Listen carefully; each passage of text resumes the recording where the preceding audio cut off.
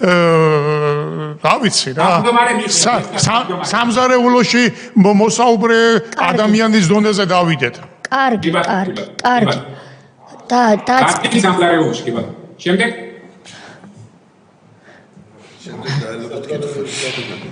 დავძანდით დაელოდეთ. კარგი. ეხლა რაც შეეხება შემდეგ საკითხს. საერთაშორისო ასპარეზი ასევე 20 ივნისს უნდა დაუბრუნდები პირადად. თქვენ თუ უსმინეთ ბატონი ჭოლაძის ახსნა-განმარტებას კომისიის წინაშე. გახსოვთ ბატონი ჭოლაძე? ჭოლაძე მასწავლებს. გახსოვთ. მან გითხრა ის, რაც თქვენ თუ არ ვცდებით წინა მობრძანებაზე არ გითქვამთ, რომ როდესაც თქვენ ამ შენობიდან, პარლამენტის შენობიდან იმ ძალადობრივი აქციის დაშლაზე მუშაობდით, თქვენთან ერთად იყო შესაბამის კაბინეტში, ეს იყო ზვიად ძიძიგურის კაბინეტიო, გერმანიის ელჩი. რას აკეთებდა გერმანიის ელჩი თქვენთან ერთად მაშინ, როდესაც თქვენ ძალიან მნიშვნელოვან გადაწყვეტილებებს იღებდით, რადიო კავშირი გქონდათ თუ ტელეფონით კავშირი თქვენს მოადგილებთან და სხვებთან ადგილზე მყოფ ძალოვან სტრუქტურებთან დამყარებული და რატომ ასმენინებდით მას იმ ბრძანებებს, რასაც თქვენ გასცემდით? სადაური წესია ეს. სადაური წესია. ასეა რომ გერმანიის ელჩი იქ იყო? ადასტურებთ. თუ პასუხს გამაცემინებთ? კი, ადასტურებთ თუ არ ადასტურებთ? შეიძლება უფრო მეტი საინტერესო რაღაცების მოგივიდეთ. ადასტურებთ? რას? თქვენ ეხლა ჩვენთან თუ ვერ გაივლით იმას გაკვეთილს, რომელ პროკურატურაში მისასვლელად ვარ გიხართ? ადასტურებთ თუ არ ადასტურებთ? გერმანიის ელჩი მაშინ იმყოფებოდა შენობაში, ის არ ყოფილა ჩემთან, ის იყო შენობაში. გერმანიის ელჩი აღმოჩნდა იმ შენობაში მას შემდგომ, რაც როდესაც დაიწყო შტურმი, ჩვენ შინაგან საქმეთა სამინისტროს საერთაშორისო ურთიერთობის დეპარტამენტს დავავალეთ და ამ დეპარტამენტმა ყველა ელჩს საქართველოში შეატყობინა, რომ ოპოზიციამ დაიწყო ფიზიკური შტურმი პარლამენტზე. ეს ინფორმაცია დაეგზავნა ყველა საერთაშორისო პარტნიორს იმისთვის, რომ ალბათ თქვენს გამეთანხმებით იმაში, რომ ობიექტური ინფორმაცია რომ გასულიყო და ამ ადამიანებს თვითონ ენახათ, რომ შტურმი ხორციელდებოდა პარლამენტზე, ეს იყო სწორი და გამართლებული ნაბიჯი. ეს გაეგზავნა არა მხოლოდ გერმანიის აბელას. აქედან გერმანიის ელჩი ადგა და მოვიდა პარლამენტის შენობაში. ვინ შემოუშვა პარლამენტის შენობაში გერმანიის? წარმოდგენა არა. ჩემთან არ მოსულა. მაგრამ ვადასტურებ, რომ ეს ადამიანი იმ დროს პარლამენტის შენობაში იყო და იქ იყო კიდე ბევრი სხვა. აი, სოციალისტ იყო, მაგრამ ანუ ბატონი ჭოლაძე ტყუის, როდესაც ამბობს, რომ იმ ოთახში, საიდანაც თქვენ მართავდით ამ ოპერაციას და ბრძანებებს გასცემდით და ინფორმაციებს იღებდით, იქვე დივანზე ჩამომჯდარი ყავდათ გერმანიის ელჩი. ტყუის? არა, მაგ ოთახიდან მე არაფერს არ მართავდი. მე მაგ ოთახში ვიყავი ხოლმე, მაგრამ როდესაც მნიშვნელოვანი დავალებები იყო გასაცემი, მე გავდიოდი იქ იყო სხვა. იმიტომ რომ იქ ელჩი იყო? იმიტომ რომ იქ ელჩი იყო, ამიტომ არა, იმიტომ რომ იქ ბევრი სხვა ადამიანებიც იყვნენ. მაგრამ ელჩიც იქ იყო. ელჩიც იქ იყო. იმ ოთახში ვინ იყო კიდევ სხვა ელჩის? ბევრი ადამიანი იყო, ხალხი მიდიოდა, მოდიოდა, ვიღაცა დეპუტატები შემოდიოდნენ, ვიღაცები გადიოდნენ, ბევრი იყო, მაგრამ იმ ოთახს ჰქონდა უკანა ოთახი. აჰა. დაიდანაც შვენივრად მართავდი ყოველთვის. იმ ოთახში იმიტომ რომ ბევრი ადამიანი იყო, იქიდან მნიშვნელოვანი დავალებების გაცემა, ინფორმაციის მიღება არ შეიძლებოდა და ამიტომ ისე მშვენივრად მართავდით იმ პატარა ოთახიდან, რომ თვალებიც დათხარეთ გოგოებს. ეხლა იმ პატარა ოთახში ვინ იყო კიდევ? იმ პატარა ოთახში არ არის. მარტო იყავით. რა თქმა უნდა, მნიშვნელოვანი გადაწყვეტილების დროს ვიყავი მარტო. კარგი. ერთსა დაკავშირებით შეიძლება ვიკითხო. ბატონო გიორგი, თქვენ ელჩი იქ ესწრებოდა, იყო უყურებდა ამ ყველაფერს და იყვნენ დეპუტატებიო. როდესაც ეს აგრესიული მასა იყო და მართლაც მიმდინარეობდა შტურმი პარლამენტზე, ელჩი და დეპუტატები იქ რო ყოფილიყვნენ, ისინი უნდა გაგეყვანათ იქიდან. ნუ თუ არავინ არ გირჩიათ, რომ იქიდან უნდა გასულიყვნენ ისინი, იმიტომ რომ თქვენ საპოლიციო ღონისძიებას ახორციელებდნენ. რამე შემთხვევა რომ მოსულოდა თუნდაც რომელიმეს ამისგან ვინ იყო მაშინ დაზღვეული? რა უნდოდა იმ შენობაში? არც დეპუტატი უნდა ყოფილიყო და მით უმეტეს ელჩი. გარედან არ ჩანდა ეს ყველაფერი ნათელი. სამწუხაროდ შეიძლება გარეთ უფრო საფრთხე ყოფილიყო, მაგრამ სამწუხაროდ მაშინდელმა სუსის ხელმძღვანელობამ ასეთი რამ არ მიგჭირა.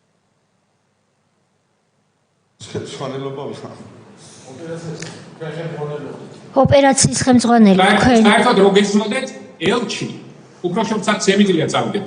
სახელმწიფოს მიერ დაცული პიროვნება და იმის მაგივრად სახელმწიფო დაცვის სამსახურის უფროს იქ წინა ხაზზე ვარ ერბინა და კამერებზე რო არ გამოჩენილიყო და წინა ხაზზე რო არ ყოფილიყო ელჩისთვის ეს უფროსი ვარდებული იყო რომ ყოფილიყო. უკეთესი იქნებოდა. კი, სახელმწიფო დაცვის სამსახურის ხელმძღვანელი აზორ ჩუბინიძე თავის საქმის პროფესიონალი რო არ იყოს, თქვენ ემოცივნისიდან კიდევ მეტი ზიანით გამოიყვანდით ქვეყანას. და სუსის ხელმძღვანელისთვისაც რო გეკითხათ აზრი, მაშინ ალბათ ის არ მოხდებოდა, რაც მოხდა, იმიტომ რომ მაშინ სუსის ხელმძღვანელი იყო ბატონი ვახტანგ გომელგული. გამგებმა ყველაფერი გაიგო და მაგას თქვენი განმარტებები აღარ ჭირდება მესე. განმარტება ვისჭირდება, ამას მე გადავწყვეტ და თქვენ მან დამშვიდდით თუ შეიძლება მე-10-ად გეუბნებით. ძალიან მშვიდად. არ გეტყობათ რაღაც ბატონო სოზარ ბძანეთ? უბრალოდ ერთ პატარა დაზუსტება, იმ პატარა ოთახში საიდანაც ასე ეფექტურად მართავდა მიტინგის დაშლას იყო 3 ადამიანი. გიორგი გახარიასთან ერთად იყო ნინო ლომჯარია, სახელმწიფო და მისი მოადგილე გიორგი ბურჯანაძე. იმ სხვა ოთახში მუდმივად სხვა არავინ არ იყო, თუმცა ვიღაც ადამიანები შედიოდნენ და გამოდიოდნენ, მათ შორის მეც. ეს სოზარს ახლა გავანება ხაზების პოლიტიკური ხაზების გაალაგების და უბერავს. გააგზავნა სოზარ, გააგზავნა. კარგი, ცოტა ზრდილობია. თქვენზე უკეთეს არავინ არის. ენაგებმება ახლა ისე. ზრდილობიანად. მაგრამ მაშინ ენაგებმება ხოლმე და გეთხოვა ძალიან. ხო, ზრდილობია. ნახეთ რომ სიმართლეა. ნახეთ. არ იყვნენ? ისევე როგორც ის მე სამით თავს. ისევე როგორც ანუ იყვნენ ესე იგი თუ არ გითქვამთ. რა. ხო და ეხლა თქვით რომ ჩემს გარდა არავინ არ იყო და ეხლა თქვით რომ იმ ოთახში ჩემს გარდა არავინ არ ყოფილა. ის იყო ჩემს გარდა ტყუილი. ტყუილი არის რასაც თქვენ ამბობთ. ნინო ლომჯარია იყო იქ, სადაც თქვენ ტრიალებდით ასე ვიტყვი.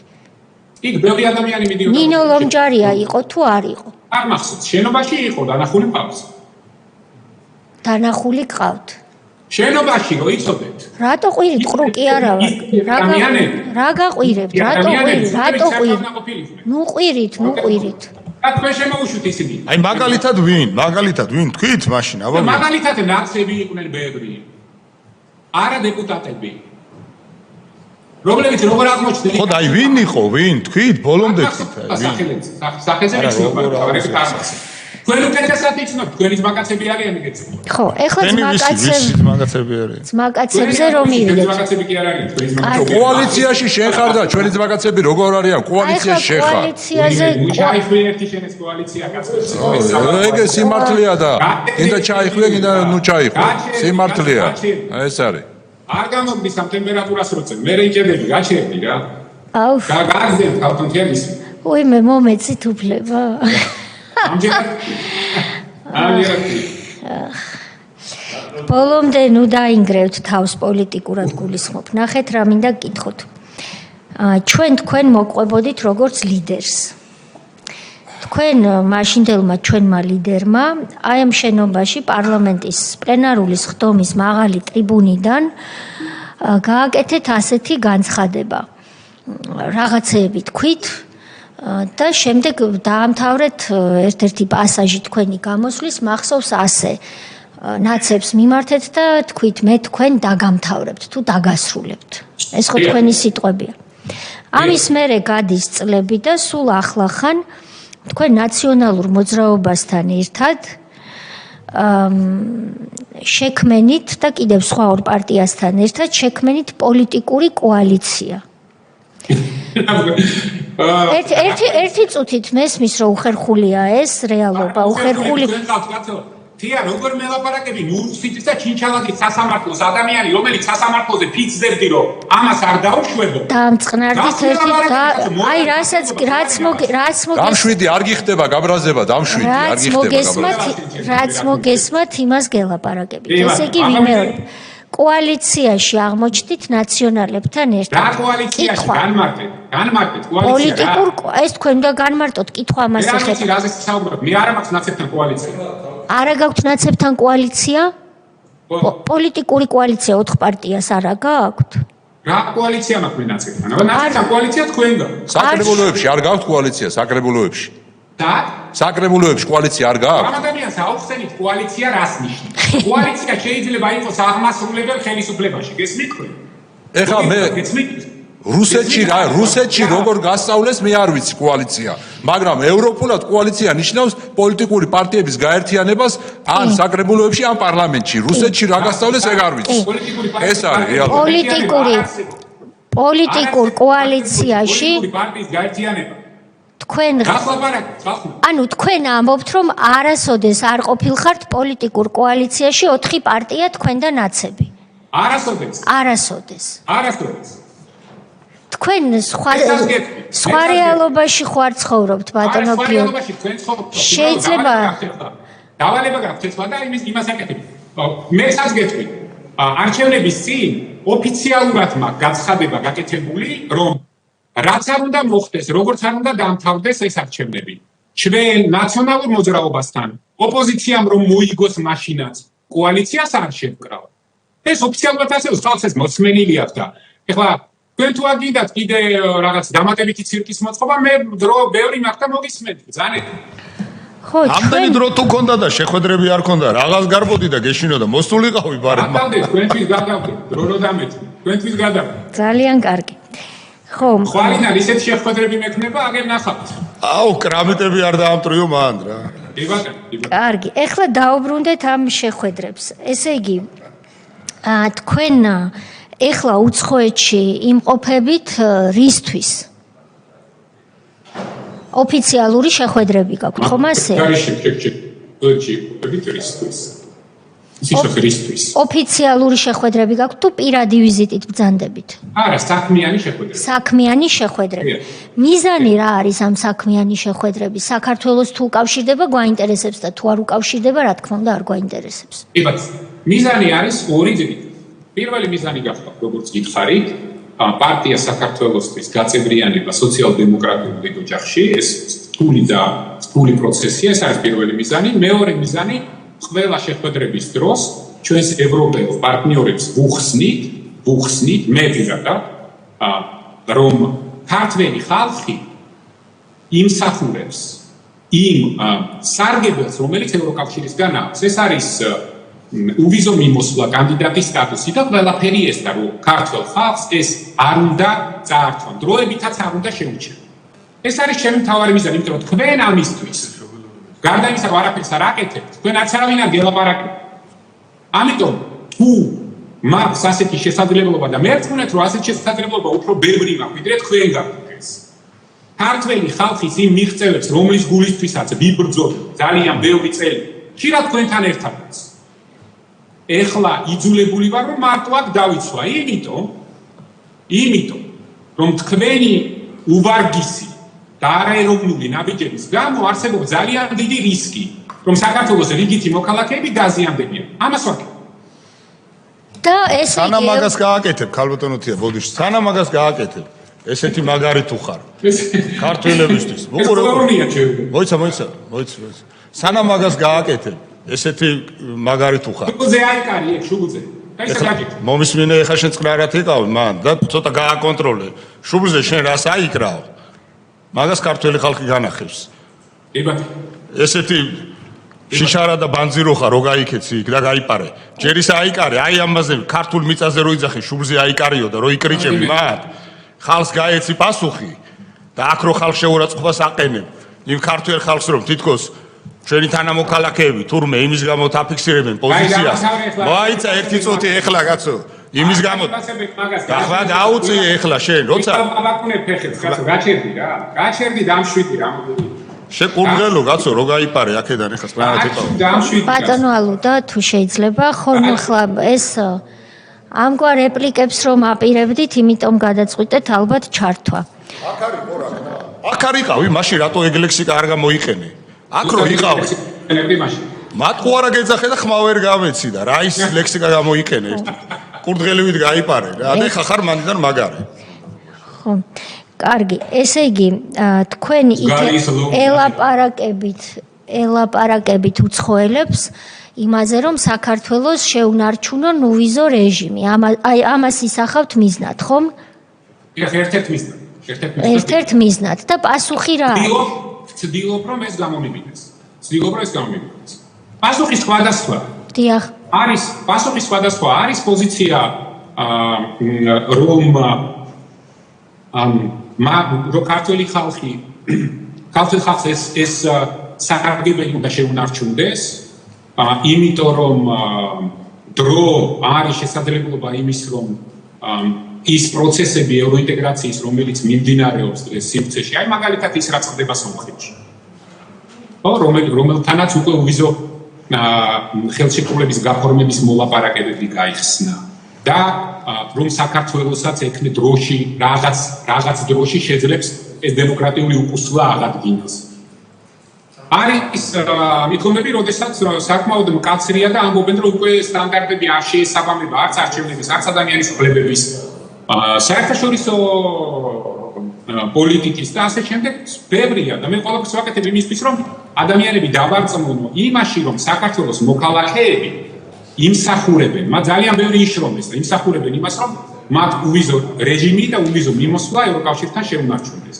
ამას ვაკეთებ. შეგიძლიათ ეს გადაამოწმოთ და ნახავთ. კი ბატონო.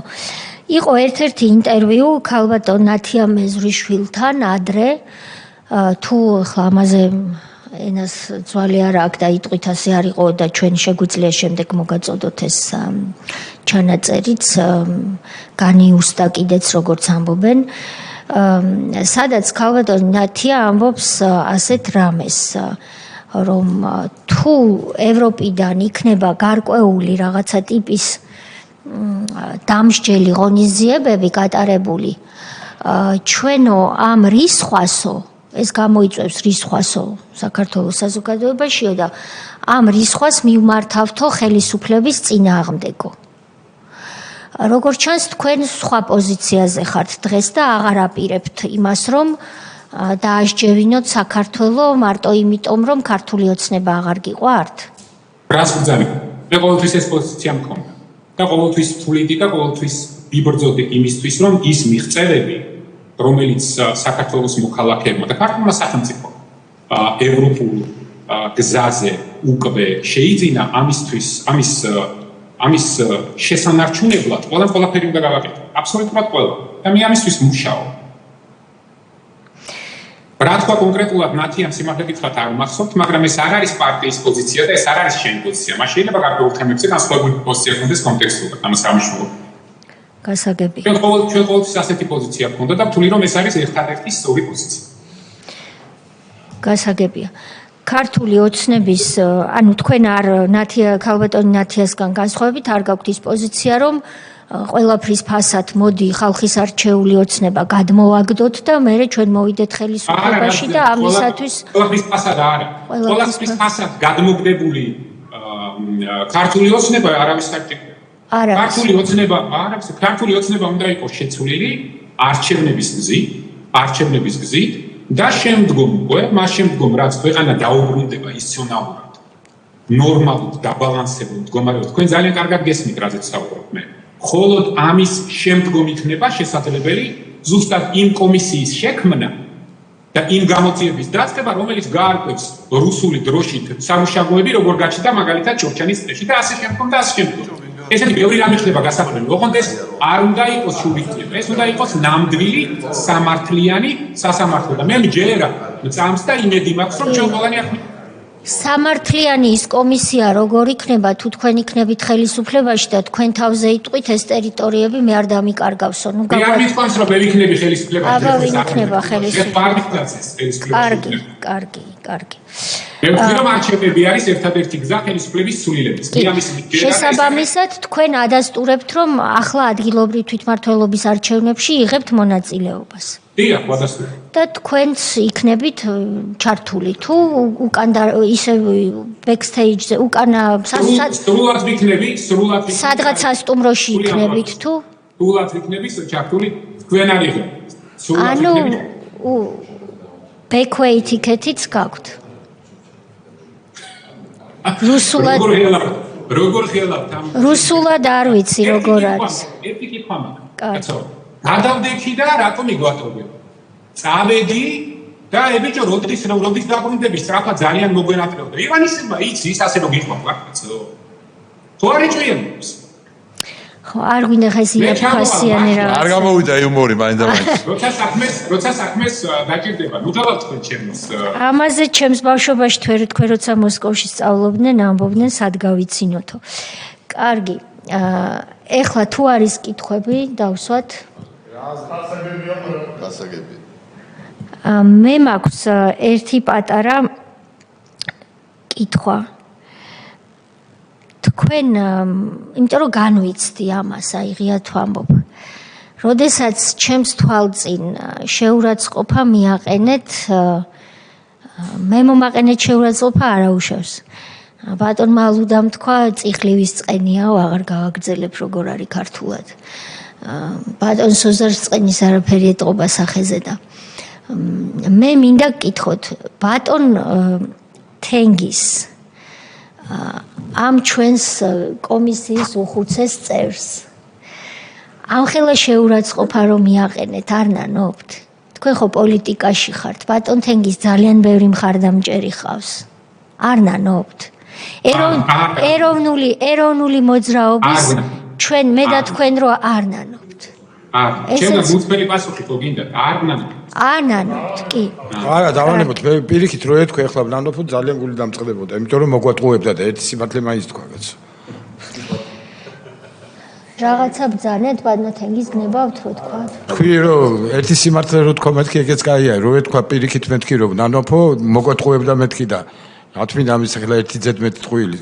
მადლობელია რომ ერთი სიმართლე მაინც თქვით რა. კარგი. ეხლა რაც შეეხება ამ თქვენს განცხადებას, რომ თქვენ გაქვთ სხვა მოსაზრება, დიამეტრალურად განსხვავებული ოპოზიციის იმ ძალებისგან, რომლებიც ოლეოლას აყვირებს ახალგაზრდებს ზოგიერთ მათგანს ქუჩაში. თქვენ ესე იგი თვლით, რომ მათგან განსხვავებული ხართ, ხო? ამას ამბობთ. ფსიქოთერაპიის სეანსზე მგონია თავი. რაზე გონიათ თავი? რაზე გონიათ? ფსიქოთერაპიის სეანსზე მგონია თავი. თქვენ ფსიქოთერაპიას აღარ ექვემდებარებით? მაშინ რატო იწუხებთ თავს? ასეთი ვალდებულება გვაქვს პარლამენტის მიერ, რომ ჩვენ ვალდებულებები გვაქვს. თქვენ ვალდებულებებისგან გამიმეორეთ თუ შეიძლება. რა გავიმეორე? აბა ბძანეთ. კითხვა ხო? გამიმეორეთ კითხვა. აი, ამიტომ არ ექვემდებარებით არაფერს უკვე რომ კითხვასაც ვეღარ იმახსოვრებთ. ესე იგი, კითხვა არის ასეთი. სუფლორი რას გიკარნახებთ, აბა დაძაბეთ. ესე იგი, თქვენ ამბობთ, რომ მე არ ვემხრობი რადიკალურ გადმოგდების, ჩამოგდების სცენარს და არჩევნების გზით უნდა შეგცვალოთო, ხომ ეს გითხარით? ესე იგი, თქვენ ოპოზიციის დანარჩენი წარმომადგენლებისგან განსხვავდებით, ამას ამბობთ? მე ვამბობ იმას, რასაც ვამბობ. მე ვისგან განსხვავდები და ვისგან არა. მათ გადაწყვიტო უნდათ, თქვენ გადაწყვიტეთ, ჩემს არის მე, მაქვს ეს პოზიცია, ეს პოზიცია მაქვს პირველი და დღიდან. მათ შორის მუნიციპალურ არჩევნებთან დაკავშირებით. არ ვიცი ხომ მე განსხვავდები არ, ჩემთვის სულ ერთია. მე არასოდეს ჩვენ თავს არ ვადარებ ვინმე სხვას, ჩვენი გზა გვაქვს და ჩვენი გეგმა გვაქვს. თქვენ შეადარეთ. ეს გზა ჩორჩანაში ვერ ჩაგიყვანთ, გიორგი. კარგი. თქვენ მაინც კარგად მოიკითხეთ ჩვენი სხდომის დასრულების შემდეგ, რომელ პარტიას ეკუთვნით, რომელ კოალიციას ეკუთვნით, იმიტომ რომ აღმოჩნდა, რომ თქვენ სრულად არ ფლობთ საკუთარი პარტიის საქმიანობის შესახებ ინფორმაციას. ეს სხდომა თუ კითხვები არ არის ამ ნაწილში დასრულებულია, ჩვენ უნდა გავაგრძელოთ გენერალი ბალახაძის მოსმენა, ამიტომ 5 წუთიანი ტექნიკური შესვენება გამოვაცხადოთ და გავაგრძელებთ მუშაობას. ქვეყანაში თუ დავასრულეთ? რამე გინდათ რომ თქვათ კიდევ? არა, გავიქცი. ნახვამდის ხდომა არის დახურული. გთხოვთ გათიშოთ ეთერი.